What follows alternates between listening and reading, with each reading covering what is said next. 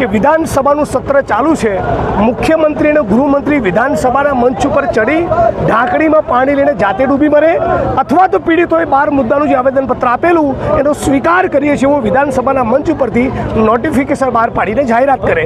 એમણે તો પીડિતોની સામે જાણે દુશ્મનાવટ હોય એટલું જડ વલણ ધારણ કરીને બેઠા છે.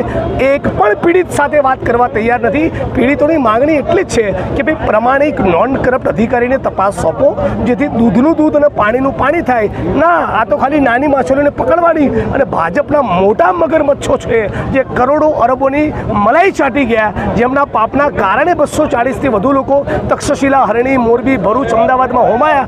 એની સામે એક્શન નહીં લેવાનું. આ ન ચાલે. પ્રમાણિક અધિકારીઓની બનેલી એસઆઈટી તપાસ કરે, સાથોસાથ 1 કરોડથી વધારે રકમનું વળતર ચૂકવવામાં આવે, ફાસ્ટ ટ્રેક કોર્ટમાં કેસ ચાલે ને ફરી આપણા મોરબીમાં, રાજકોટમાં, વડોદરામાં, સુરતમાં, ભરૂચમાં, અમદાવાદમાં આવી કોઈ ઘટના ન બને.